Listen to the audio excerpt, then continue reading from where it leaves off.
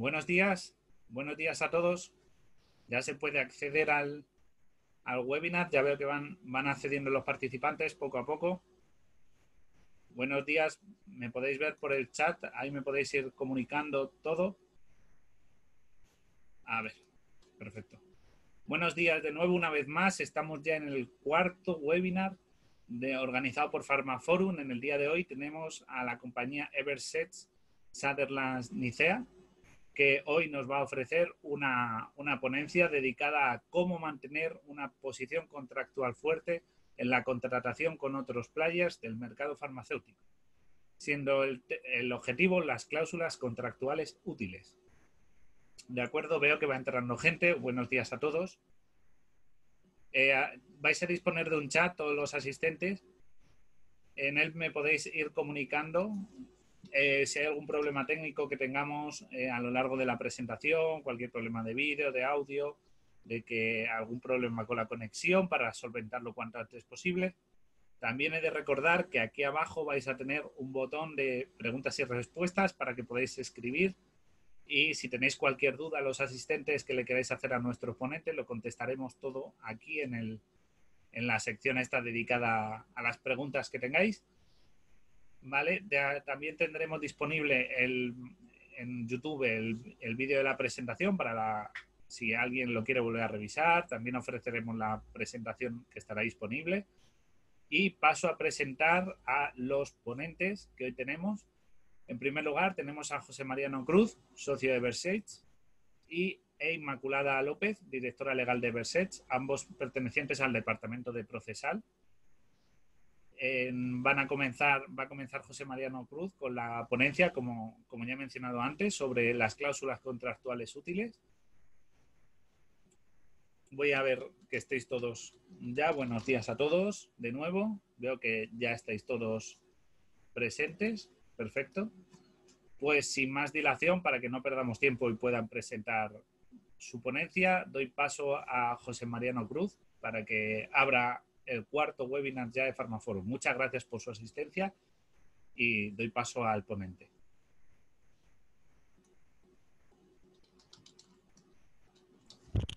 Buenos días, muchas gracias Guillermo por esta cálida presentación.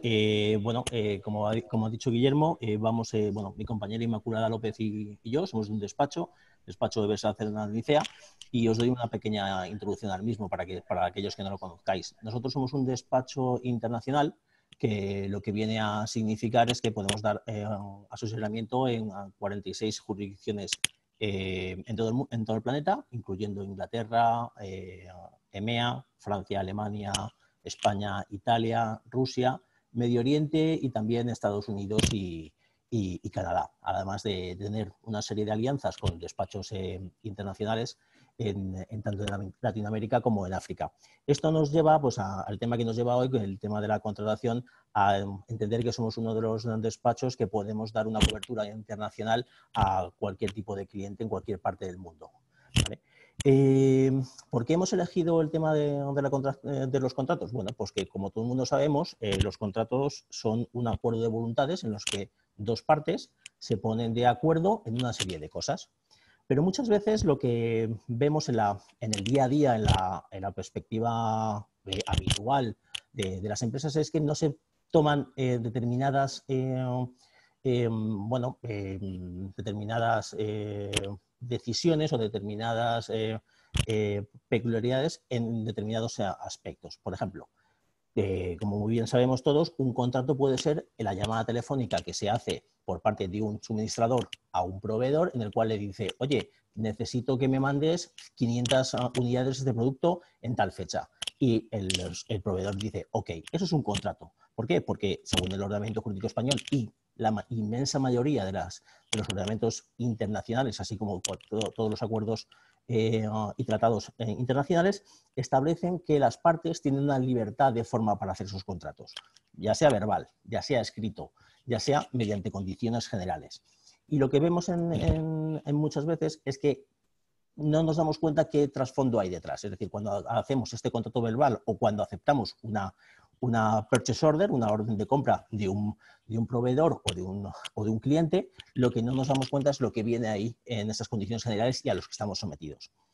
Pero es que además de, esto sería en cuanto al pacto, en cuanto a la forma del contrato, pero es que además las partes son muy libres de pactar todo aquello que consideren necesario, mientras que no vaya en contra de la ley o no sea una prohibición contra la moral. Es decir, y esto abarca prácticamente todo. Se pueden acordar cómo se hacen las entregas, quién tiene la responsabilidad del producto, dónde están cuáles son las garantías que se dan para que la transacción comercial se haga bien o se haga mal. Y todo esto, en este contexto, al final, si no se regula de una forma adecuada o si no tenemos constancia cuando se hace la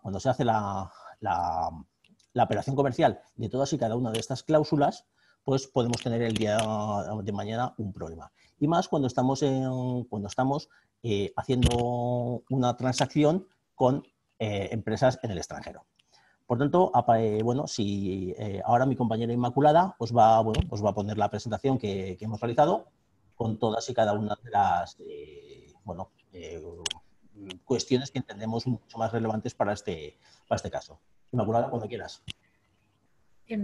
Buenos días a todos. Efectivamente, como apuntaba José Mariano, nosotros a lo largo de nuestra carrera profesional hemos detectado que a las empresas se le plantean distintos problemas cuando bien han firmado un contrato normalmente porque son contratos tipo, o bien han firmado un contrato que ha sido negociado pero que realmente no han valorado los riesgos a los que se enfrentaban.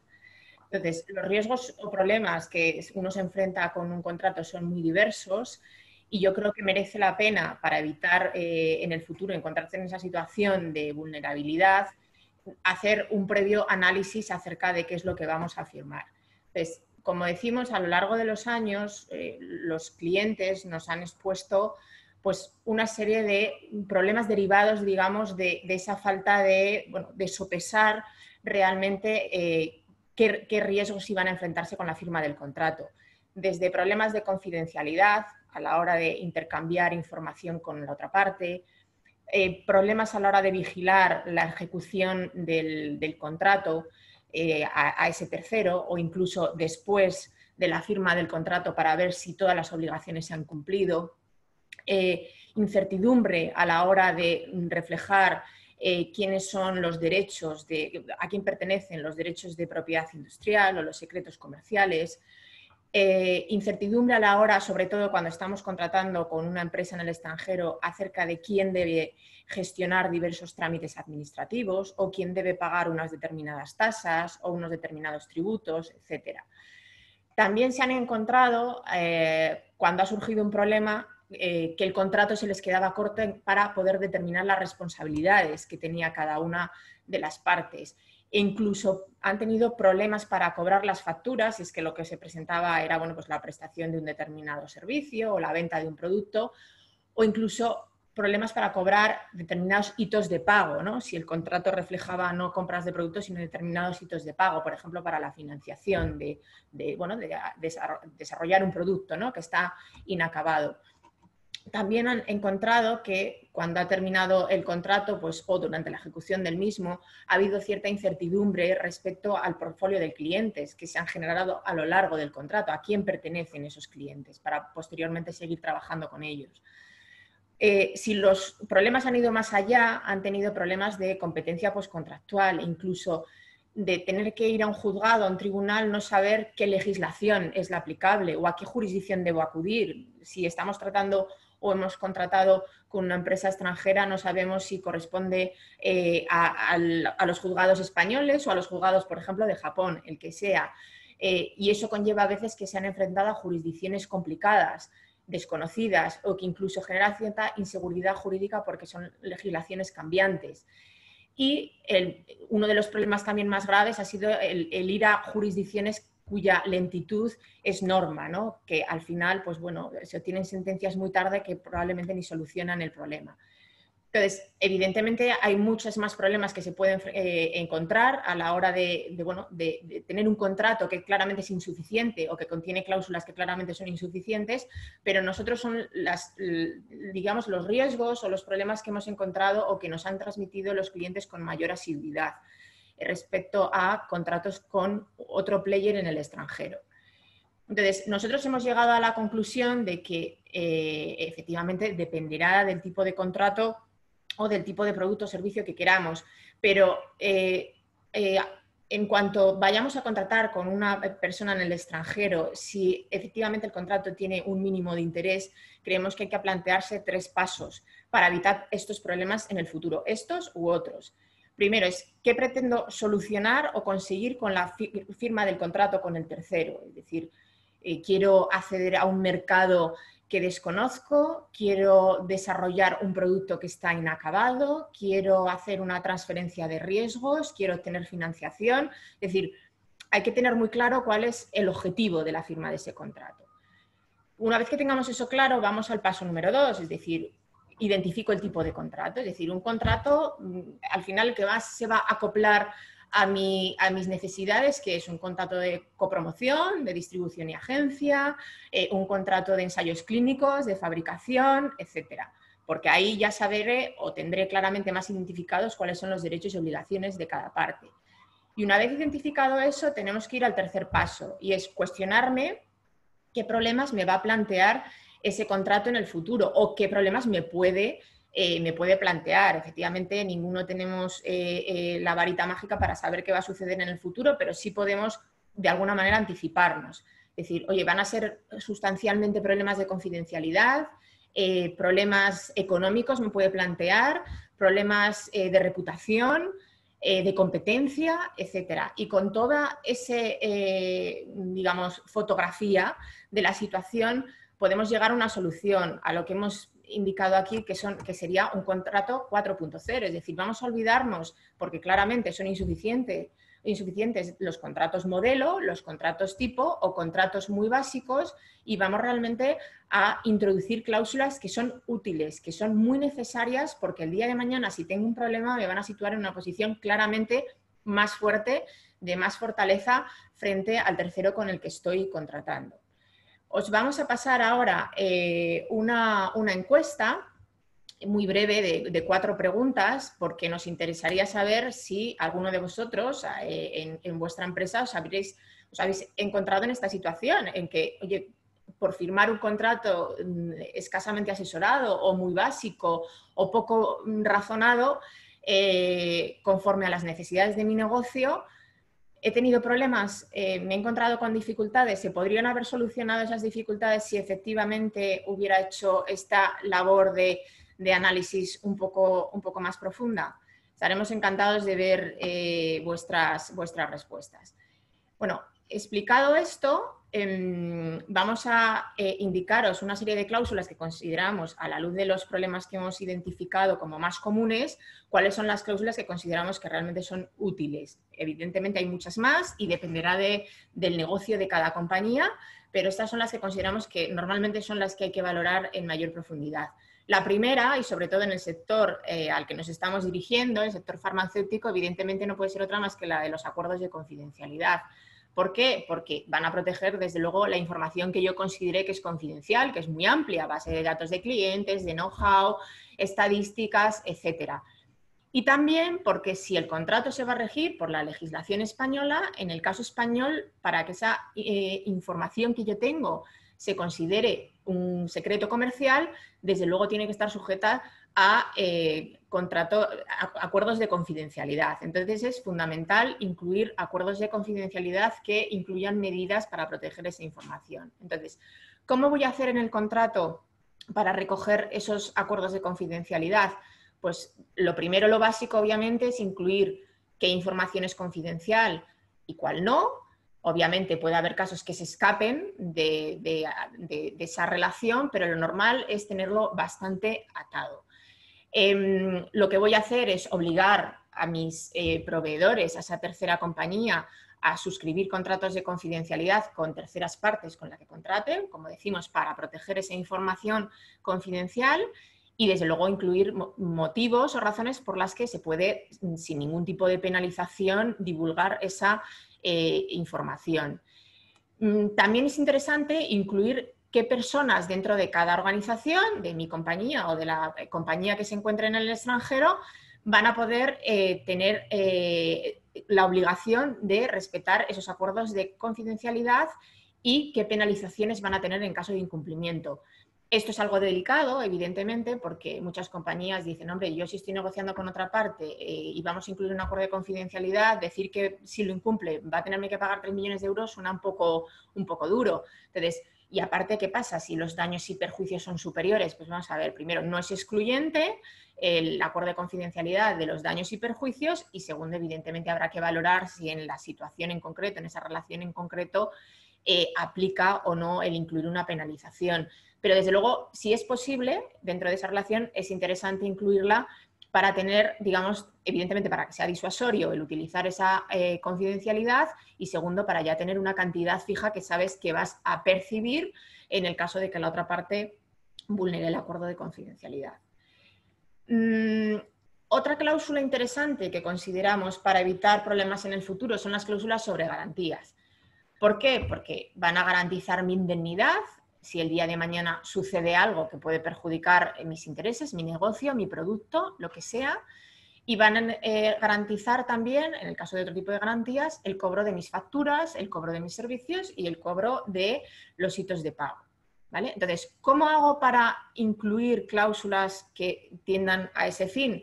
Pues tenemos las llamadas representations and warranty clauses, que lo que significa es que una de las partes o las dos indican una serie de afirmaciones en el contrato y en el caso de que no sean ciertas, pues tendrá que indemnizar a la otra parte por haber afirmado algo que no es cierto. Un ejemplo muy básico, pero que se entiende muy bien, es que diga que, bueno, que la empresa no va a ser adquirida por nadie de la competencia en los próximos 2 años y resulta que ese hecho sí que se haya producido porque hay acuerdos precontractuales para adquirir la compañía. Luego, obviamente, habría que indemnizar por haber vulnerado el contrato en ese extremo. Luego están las indemnity clauses. En este caso, las partes son conscientes de que existe una posible contingencia. Podemos poner como ejemplo el que haya pendiente de resolución una sanción de Hacienda. Y lo que hacemos es incluir la solución, es decir, ¿qué pasa si efectivamente esa sanción al final se consolida, tiene que pagarlo? Pues lo que haríamos es decir, oye, yo no me responsabilizo de esa sanción, aunque quizá bajo algún tipo de legislación resulte que sí que debería ser yo el que me responsabilizara. También lo que podemos hacer es incluir avales o incluso la obligación de contratar un seguro de responsabilidad civil o modelos de documentos de garantía. Es interesante incluirlos en el contrato para que el día de mañana, si hay que otorgarlos, la otra parte tenga muy claro cuál es el modelo, cuáles son los conceptos que debe incluir para que sea efectivamente válido el día de mañana. Y también tenemos las Letter of Comfort, que al final pues, no es más que una garantía que emite la empresa matriz de aquella con la que yo estoy contratando. Es importante, sobre todo si estamos sometidos a la legislación española, que estén bien redactadas. Por eso es importante el asesoramiento de un abogado para que esa letter of comfort sea considerada una letter fuerte, es decir, que sea válida. No que nos quedemos con un papel que al final, a la hora de la verdad, no sirva para nada más que una buena intención por parte de la empresa matriz. La siguiente cláusula que nos gustaría comentar con vosotros es la cláusula para evitar la competencia postcontractual. ¿Por qué? Pues en el caso de la empresa farmacéutica, pero desde luego básicamente para casi todas, es pues para proteger mis productos, pero también, como hemos avanzado antes, para proteger mis secretos comerciales. Y también para el caso de los clientes, es decir, a lo largo de un contrato, dependiendo del tipo de contrato que se haya suscrito con la otra parte, es posible que se hayan generado una serie de clientes. Entonces, será interesante incluir esa cláusula de no competencia para salvaguardar la explotación de esa relación con los clientes. ¿Cómo introduzco la cláusula de no competencia postcontractual en el contrato? Pues identificando muy bien la titularidad de los clientes e indicando qué actos son los que considero competitivos. Se pueden identificar hasta el detalle al que queramos llegar. Y desde luego identificando también la duración de esa competencia, de esa no competencia postcontractual. Indicamos ahí en la presentación que hay que tener cuidado porque obviamente existen una serie de normas sobre competencia y lo que no tiene ningún sentido es evitar la competencia postcontractual con un competidor y luego encontrarnos con un problema mayor de competencia. Por eso esta cláusula es muy útil incluirla en el contrato cuando vamos a firmar con otra empresa en el extranjero, pero desde luego hay que tener mucho cuidado en su redacción para evitar problemas mayores. El siguiente tipo de cláusulas que consideramos que hay que valorar muy bien y redactar con detalle es las relativas a la propiedad industrial. ¿Por qué? Pues básicamente para proteger mis derechos de propiedad industrial que en el caso de vuestra industria, en el caso de la industria farmacéutica, desde luego es muy relevante. Es verdad que en determinados contratos, como puede ser un contrato de transferencia de tecnología, va de suyo el regular los derechos de propiedad industrial, pero precisamente por eso en otro tipo de contratos a veces se olvida proteger las patentes, las marcas, los nombres de dominio y esto genera luego conflictos, por lo que es útil incluir esa protección por la vía contractual. ¿Cómo lo hago? Pues estableciendo acuerdos de licencia para que la otra parte pueda utilizar esos derechos, pero con una serie de limitaciones, indicando de forma expresa quién es el titular de esos derechos de propiedad industrial, incluso en función del tipo de contrato que sea, si se prevé que van a desarrollarse nuevos productos, pues habrá que indicar quién es el titular de esos derechos de propiedad industrial que se hayan generado a lo largo de la duración del contrato. Cuando vamos a contratar con una empresa en el extranjero, también, como hemos anticipado, por los problemas que puede derivar su falta de no haberlo recogido en el contrato, es incluir claramente o determinar quién es el encargado de hacer las gestiones administrativas en el extranjero y quién va a pagar las tasas, los gastos y tributos. Es decir, ya no solo decimos desde el punto de vista físico, que obviamente el sentido, la lógica será que lo haga la empresa en el extranjero, sino que luego a quién se le repercuten esos gastos si es que se le van a repercutir de alguna manera. Entonces, ¿por qué? Pues primero para evitar cualquier tipo de incertidumbre que al final lo que genera es conflicto entre las partes y luego porque voy a poder hacer una previsión mucho más amplia de mis gastos. Voy a tener muy claro quién tiene que hacer frente a todos las tasas, los gastos, los tributos que haya que abonar en el extranjero.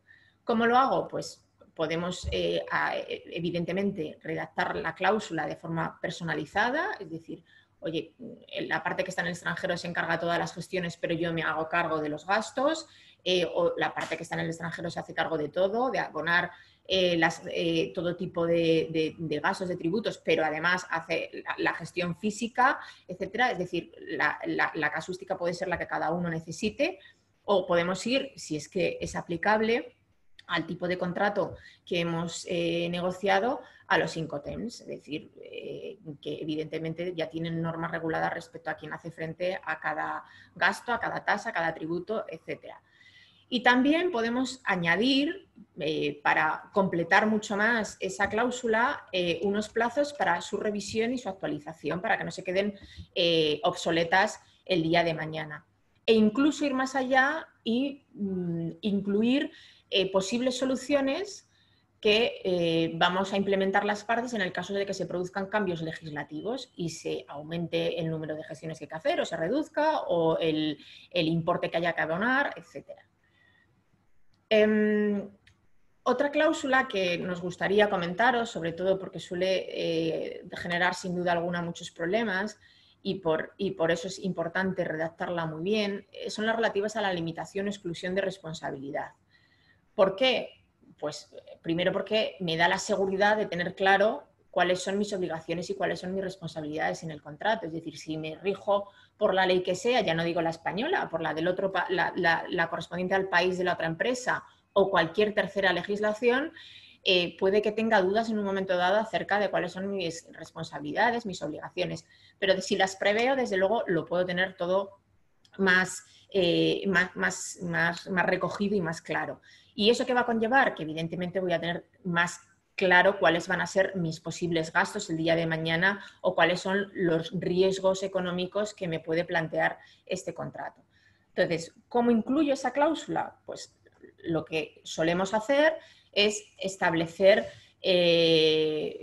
bueno, los conceptos o las medidas que debe cumplir cada parte, es decir, diligencia en cuanto a higiene en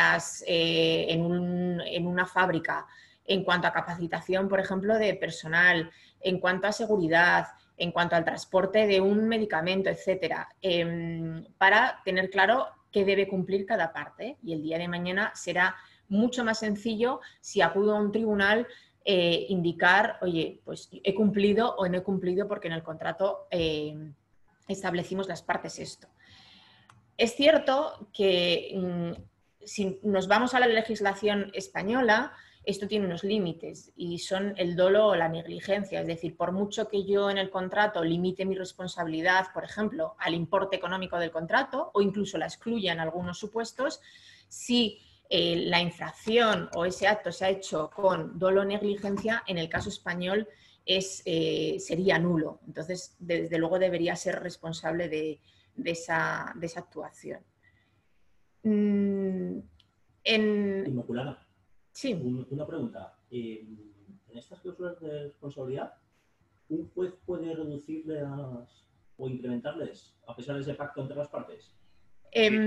Disculpa, José, no se te oye. Dos supuestos. El primero de ellos, básicamente, es si estamos ante condiciones generales o un contrato de adhesión o si estamos en un contrato negociado individualmente. Si estamos en un contrato de adhesión, que sucede a veces, sobre todo, como ha dicho José Mariano al principio, si es una compraventa tan sencilla como, oye, quiero este producto y te lo mando con unas condiciones generales, no es tan extraño.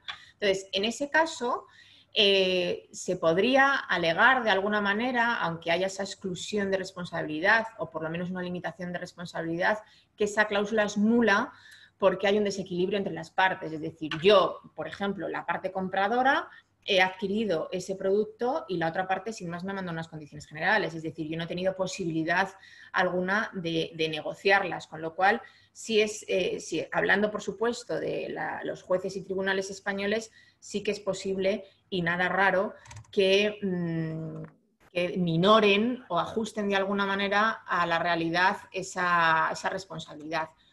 El segundo supuesto es en el que estaríamos en un contrato negociado, es decir, las partes se han sentado, han dispuesto una cláusula con una serie de limitaciones de responsabilidad o de exclusión de responsabilidad y ahí sería más inusual, es decir, la parte que alegara esa posible nulidad de la cláusula tendría que acreditar de forma muy contundente que ha habido un desequilibrio, es decir, que aunque ha habido una negociación entre las partes, una de ellas ha estado en clara desventaja y de alguna manera se vio obligado a firmar esa cláusula sobre responsabilidad que en otras condiciones no hubiera firmado. La siguiente cláusula que queremos comentar es la cláusula sobre fuerza mayor.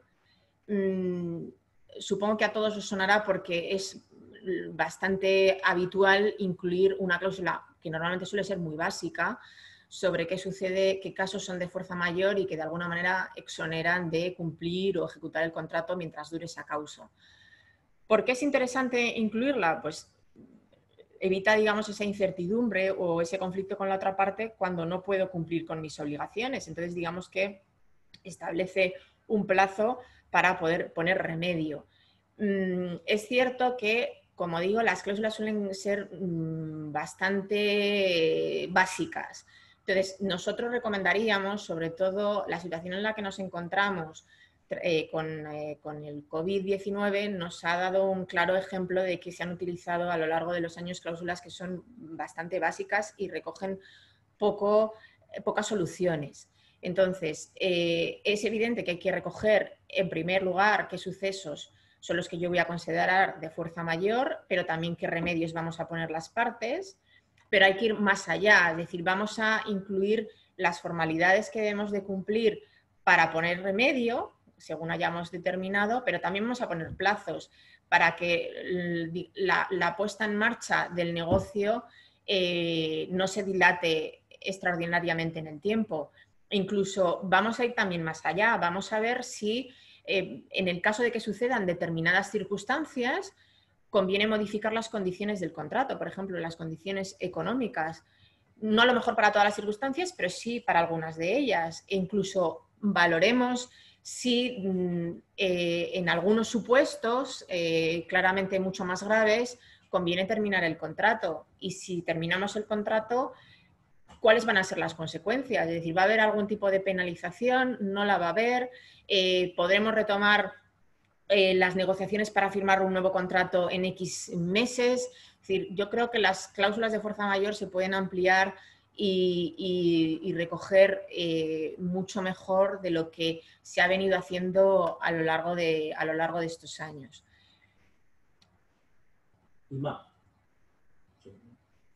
Sí. Claro, pero tú hablas de una situación de fuerza mayor en la cual hay aquí, o ha habido aquí en España, una regulación en cual ha impedido la actividad industrial. Lo ha paralizado directamente por una disposición legal. ¿Qué pasaría en caso de los rebrotes? Es decir, ahora estamos viendo mucho las noticias que se está confinando a determinadas empresas. Imagínate que una empresa en la cual tiene que entregar una mercancía tiene un rebrote. ¿Se aplicaría esta cláusula de fuerza mayor? ¿Habría que preverlo de alguna forma? A ver, yo creo que todo lo que sea prever sucesos que puedan pasar en el futuro, sin perjuicio de que las partes, llegado el caso, negocien lo que sea, siempre es interesante porque va a evitarnos esa incertidumbre. Es cierto que en estos meses de estado de alarma las empresas han aprendido mucho. Entonces, claro, cuesta creer que una empresa a día de hoy, si pasa algo en septiembre, octubre, hay algún rebrote, como tú dices, se encuentra en la misma situación que estaba en febrero o marzo, porque evidentemente en todas las empresas se han puesto medios, se han puesto medidas para que se pueda continuar con la actividad aún estando con una pandemia, ¿no?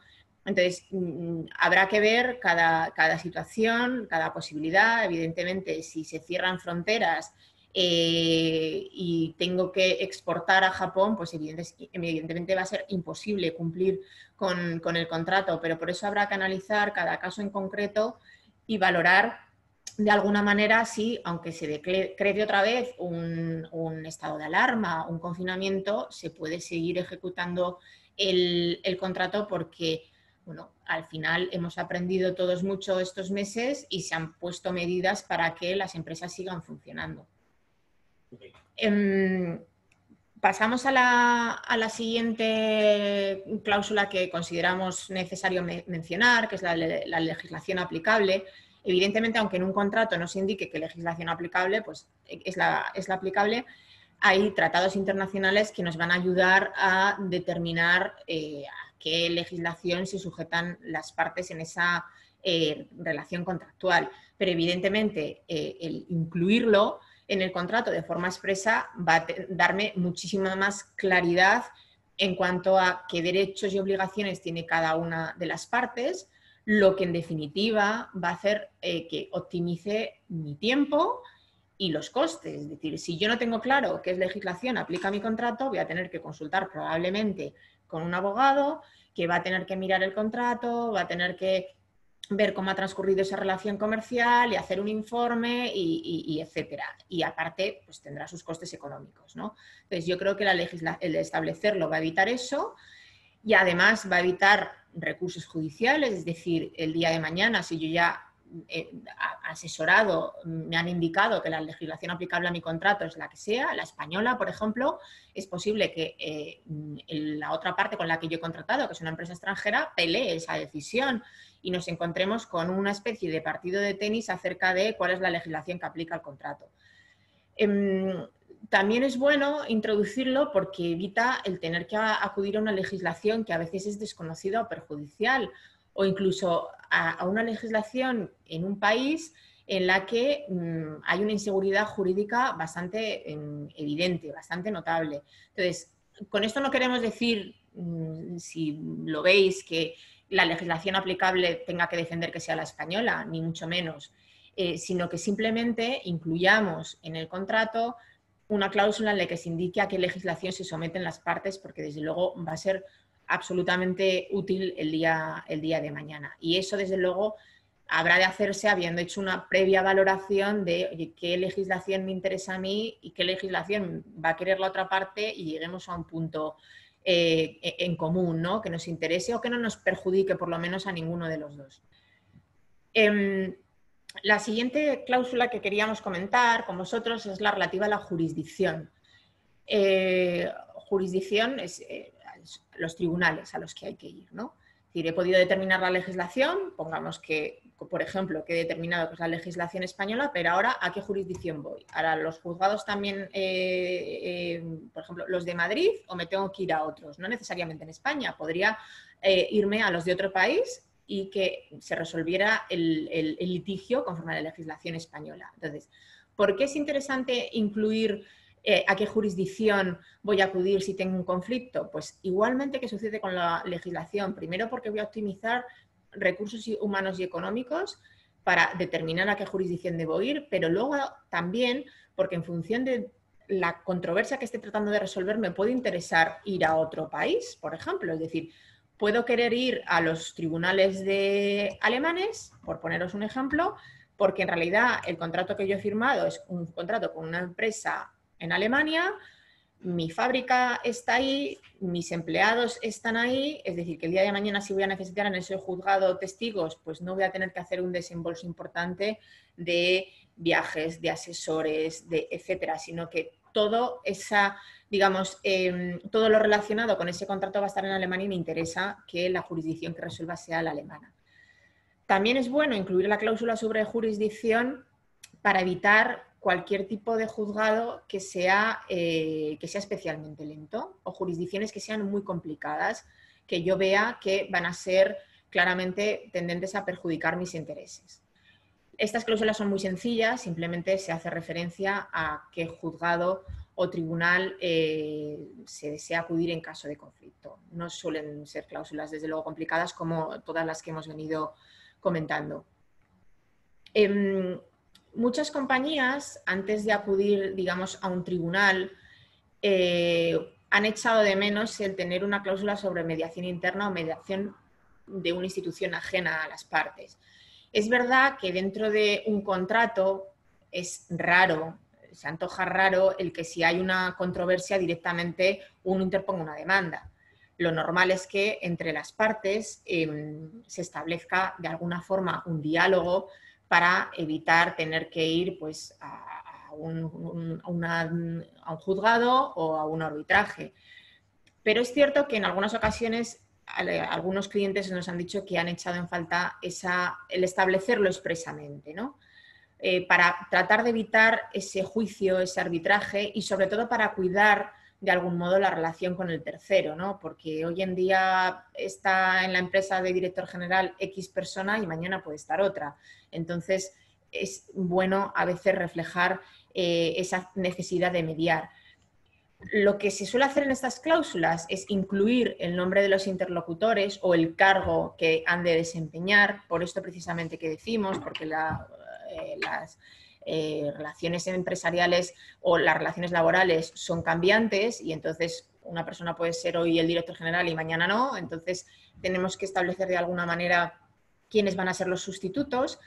Lo que sí es muy recomendable es establecer los plazos de esa mediación para que no se eternice en el tiempo y podamos tener una solución, si es que se alcanza, más o menos rápida, y si no se alcanza, por lo menos también tener esa negativa con cierta agilidad. Y desde luego establecer las consecuencias que va a tener esa mediación para las partes. En el caso de que no queramos acudir a una mediación interna, se puede acudir a una mediación de una institución, es decir, podemos establecer, por ejemplo, que si sucede un problema, iremos a la mediación de la Cámara de Comercio de Madrid, identificando pues, que serán ellos los que elijan los mediadores, etc. Y será una posible vía de solución en lugar de ir a un juzgado o a una institución arbitral. Si, dicho esto, consideramos que no me interesa ni un juzgado ni una mediación, otra alternativa puede ser el arbitraje. Para, desde luego, ir a un arbitraje ha de incluirse la cláusula en el contrato. una cláusula arbitral. ¿Por qué me puede interesar un arbitraje? Pues por poder acudir a una institución que sea neutra, es decir, en negociaciones con la otra parte. No voy a ir ni a tus juzgados, ni tú vas a venir a los míos, ni vamos a ir a una mediación. Vamos a ir a un arbitraje en Londres, por ejemplo. Y de esa manera tener un sitio, digamos, que sea algo más equitativo para las dos partes. Lo que va a hacer también el acudir al arbitraje es evitar el desconocimiento de algunas jurisdicciones y evitar el tener recursos constantes en los juzgados, es decir, una vez que se pone una demanda de arbitraje, se obtiene finalmente un laudo y ese laudo es ejecutable, con lo cual no hay posibilidad de recursos, salvo casos muy tasados que suelen ser lo menos habituales. Además, los laudos son confidenciales, cosa que suele ser para este sector algo a tener muy en cuenta en función del tipo de contrato que se quiera firmar con otra empresa extranjera. Y desde luego reduce mucho los plazos de resolución de la controversia, porque normalmente pues, en unos 6 meses puedes tener un laudo si todo se ha dado con cierta normalidad. Los contras del arbitraje, que siempre suelen ser lo que muchas veces pesa, ¿no? Para no lanzarse a tumba abierta a firmar una cláusula arbitral, es el importe que tienen. Hay que pagar los honorarios de los árbitros, ya sea 1, 3, el número que se haya elegido, y los honorarios también de la institución arbitral. Y eso a veces encarece los costes, lógicamente. ¿Cómo hago? Si he llegado a la conclusión de que lo más interesante para resolver las controversias con la otra parte es acudir a un arbitraje, pues desde luego redactando una cláusula muy detallada en el contrato, que indique la institución arbitral, el número de árbitros, la lengua en la que se va a desarrollar el arbitraje, en dónde lo voy a desarrollar, etc. Normalmente, en casi todas las instituciones arbitrales hay unas cláusulas modelo, es decir, si tú pinchas, por ejemplo, en la página web de la Cámara de Comercio de Madrid, enseguida se encuentra una cláusula modelo. Son cláusulas muy básicas, no lo digo como crítica, sino que obviamente no pueden reflejar la realidad de cada una de las empresas, pero sí sirven como una referencia evidente para saber qué ha de recoger esa cláusula. Incluso a veces también, os lo decimos como apunte para vuestra valoración, si llega el caso, se podrían incluir cláusulas que se llaman híbridas, es decir, imaginaos, por ejemplo, que a mí me puede interesar en el contrato que firmo con una determinada empresa en el extranjero firmar una cláusula arbitral, pero quizá no para todas las posibles controversias que se puedan plantear.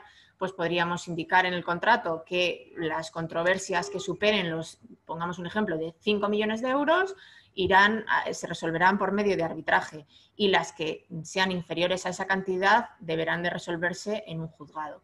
Es decir, al final puedo recoger todo lo que quiera, negociando con la otra parte, que desde luego refleje la realidad de nuestra situación, la realidad de nuestras necesidades y los problemas que nos podemos enfrentar en el futuro.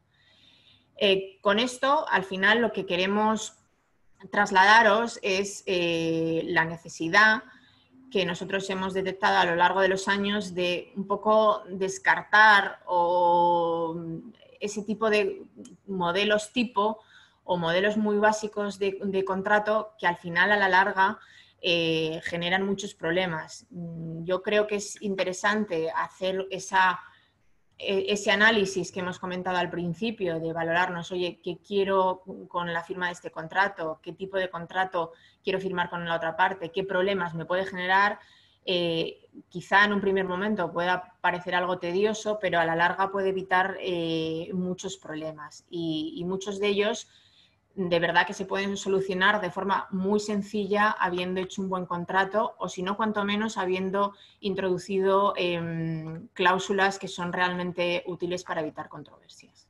Muchas gracias. Muchas gracias, Inmaculada. Agradezco tu amplia exposición acerca del tema. Si no te importa, y bueno, y a José Mariano tampoco, vamos a hacer unas preguntas que nos han hecho los asistentes, unas pequeñas dudas que tienen, ¿vale? La primera que tengo aquí es ¿cómo se denominaría en español a la Letter of Comfort legalmente? Sí, vamos a ver, eso básicamente es, podemos decir que es una carta de garantía, es decir, una, una, eh, un documento en el cual una parte lo que viene a expresar es una serie de garantías que a la otra parte le dan confort, ¿vale? Es decir, básicamente es eso. Una obligación unilateral por parte de una compañía hacia la otra. Y sería así eso. Otra pregunta que tenemos, nos dicen si es conveniente fijar una cantidad ya concreta como penalización por la vulneración de la confidencialidad. Bueno, como he anticipado en la presentación, es un tema algo delicado porque a veces la gente no se atreve a incluir ya una penalización que parece que es como, bueno, vamos a dar por hecho que nos vamos a llevar mal y vamos a poner ya la multa, ¿no? Pero yo sí creo que es que una vez superado esa duda de, bueno, va a ser duro o no, el proponérselo a la otra parte, yo creo que sí que es interesante porque de esa manera, como no excluye la posible indemnización de daños y perjuicios, es una manera disuasoria para la otra parte, bueno, o para ambas, porque normalmente estos tipos de cláusulas son recíprocas, es disuasoria y lo que desde luego evita es tener que acudir a un pleito si se ha vulnerado la confidencialidad, porque esto al final no es más que establecer que tienes que pagar, que tienes que cumplir la confidencialidad sin más. Pero si el día de mañana se incumple esa obligación de confidencialidad, tendrá que ser un juez el que me diga cuánto me tiene que pagar la otra parte por haber incumplido, sin perjuicio, ya digo, de los daños y perjuicios. Entonces, claramente se queda muy coja la cláusula si no incluyo el importe de la penalización. Claro, no es que solo excluya el pleito, sino que lo hace más fácil.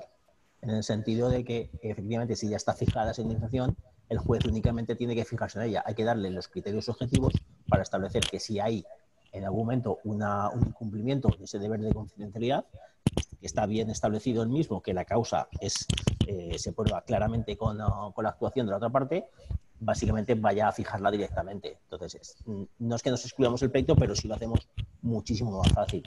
Ponernos en la situación de que no todas las compañías quieren pagar una serie de cantidades de alguna forma pues, voluntaria y hay que ir a esos procedimientos, pero con esta fijación de la delineación sí que ya lo hacemos mucho más fácil. Tenemos otra pregunta que dice ¿cómo identifico los nuevos productos que puedan surgir en el desarrollo del contrato?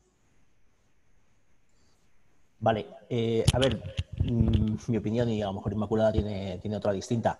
Aquí se puede hacer de dos formas distintas. Se puede hacer un contrato marco depende de las relaciones que haya entre las partes, pero si es una relación que va a tener una duración en el tiempo y lo que se pretende es ir desarrollando productos, lo que se hace es un contrato marco en el cual se establecen las cláusulas generales de cada una de las obligaciones de las partes como tal. Y mediante un contrato accesorio o una adenda o un contrato de condiciones particulares, lo que se hace es proteger esos nuevos productos.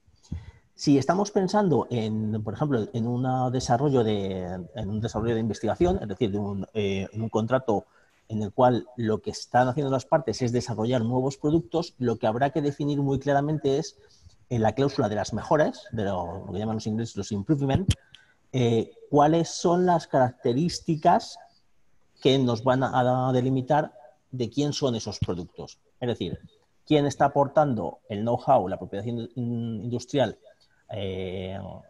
inicial, cómo se está desarrollando esos nuevos productos y al final de quién es ese resultado. ¿Vale? Esto es en contratos de I+D, de desarrollo, de know-how, son cláusulas que son claves en esos contratos. También nos preguntan si sería posible pactar como cláusula jurisdiccional la del domicilio de la parte demandada, sea la que sea.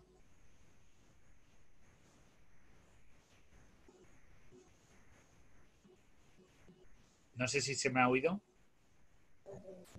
Vale. Sí, Bien, sí, claro, por supuesto. Cualquier tipo de pacto es eso, hay lo que se llama una sumisión expresa. Es decir, las partes pactan el domicilio que quieran. Ahora bien, lo que hay que darse cuenta es si ese domicilio del demandado es el que realmente nosotros queremos que sea el que resuelva nuestra controversia. Pongámonos un ejemplo, si estamos en España y si es un contrato entre una empresa en Madrid y otra en Albacete, ¿vale? Habrá que ver cuál nos da más confort, pero imaginaros que estamos hablando de una empresa en Valencia y otra que está en el Líbano. Claro, ahí dejarlo tan indeterminado el domicilio del demandado, pues al final puede haber una inseguridad jurídica, que es lo que nos puede retraer a seguir con ese contrato. Entonces, nosotros preferimos establecer desde un principio cuáles son los juzgados específicamente, ya sean la de la parte, la del suministrador o vendedor, o la del comprador, o otro tercero que elija las partes, que también lo puede hacer, siempre y cuando haya conexiones con el contrato. Pero sí que nos resulta mucho más sencillo dejarlos detallado y especificado el contrato. De acuerdo. Tenemos otra pregunta más que dice: ¿cómo tratar el tema de costes de materias primas si no existen índices publicados?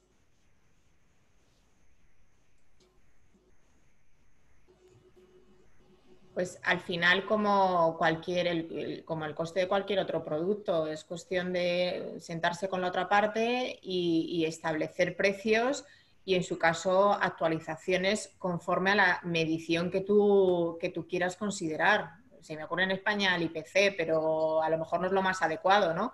Entonces, es cuestión, en función del contrato que sea, el analizar cómo pueden variar los precios de esas materias primas y cómo vas a actualizar el precio del contrato.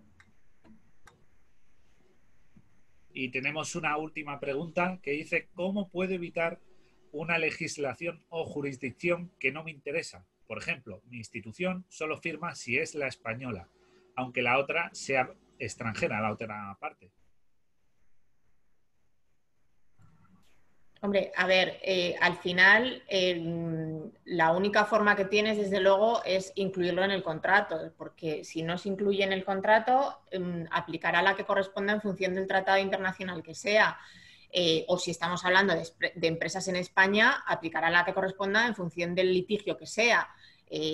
Pero si una empresa se empeña en que tiene que ser una y otra tiene que ser otra, pues ya queda a la buena negociación de las partes el llegar a un consenso o proponer una alternativa. Oye, pues no voy a tu legislación y no vamos a la mía, vamos a una que nos sea beneficiosa a los dos.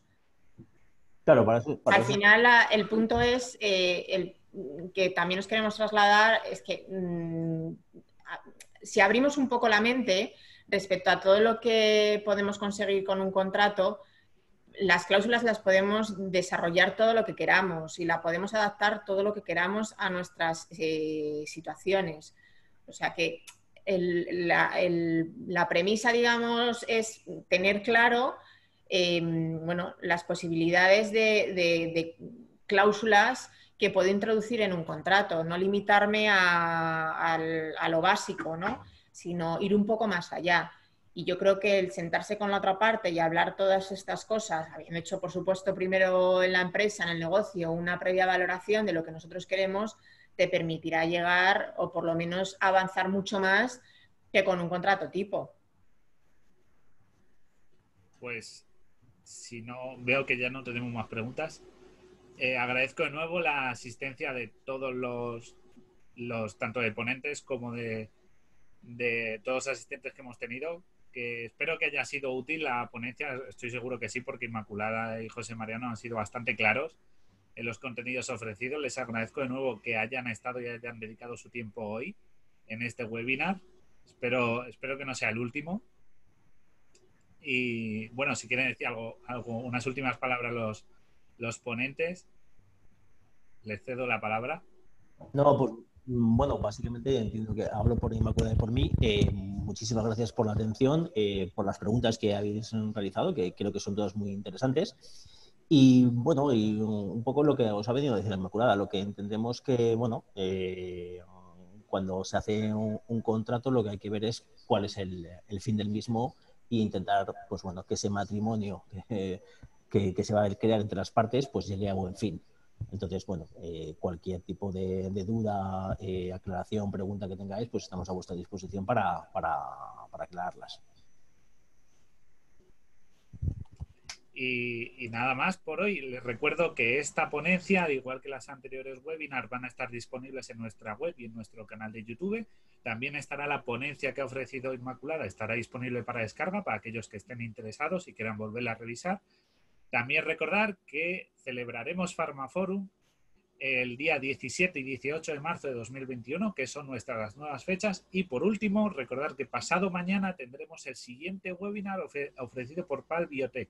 Esperamos que asistan y se registren y tendremos un nuevo ponente con una conferencia igual de interesante que la que hemos tenido hoy. Muchas gracias a todos por asistir y por su tiempo. Un saludo y nos vemos en el siguiente webinar. Hasta luego. Gracias, hasta luego.